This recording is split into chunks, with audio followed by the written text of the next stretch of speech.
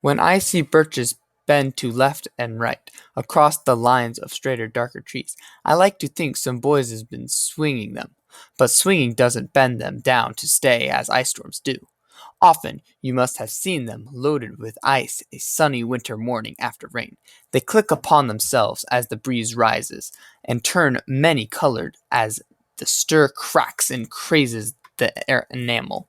Soon the sun's warmth makes them shed crystal shells, shattering and avalanching on the snow crust. Such heaps of broken glass to sweep away. You'd think the inner dome of heaven had fallen. They are dragged to the withered bracken by the load, and they seem not to break. Though, once they are bowed for so long, they never right themselves. You may see their trunks arching in the woods years after, trailing their leaves on the ground, like girls on hands and knees that throw their hair before them over their heads to dry it in the sun. But I was going to say, when truth broke in with all her matter of fact about the ice storm, I should prefer to have some boy bend them. As he went out and in to fetch the cows, some boy too far from town to learn baseball, whose only play was what he found himself, summer or winter, he could play alone.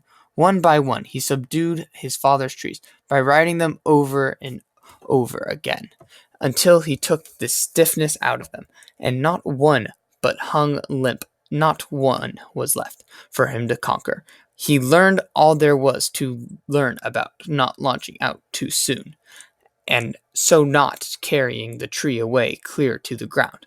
He always kept his poise to the top branches, climbing carefully, with the same pains you use to fill a cup, up to the brim, and even above the brim. Then he flung outward, feet first, with a swish, kicking his way down through the air to the ground. So was I once myself a swinger of birches, and so I dream of going back to be. It's when I'm weary of considerations and life is too much like a pathless wood, where you face burns and tickles with the cobwebs broken across it, and one eye is weeping. From a twig's having lashed across it open, I like to get away from the earth a while, and then come back to it and begin over. May no fate witfully misunderstand me, and half grant what I wish to snatch me away, not to return. Earth's the right place for love. I don't know where it's likely to go better.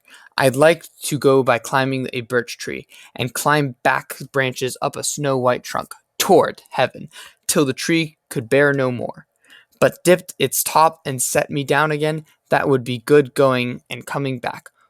One could do worse than be a swinger of birches.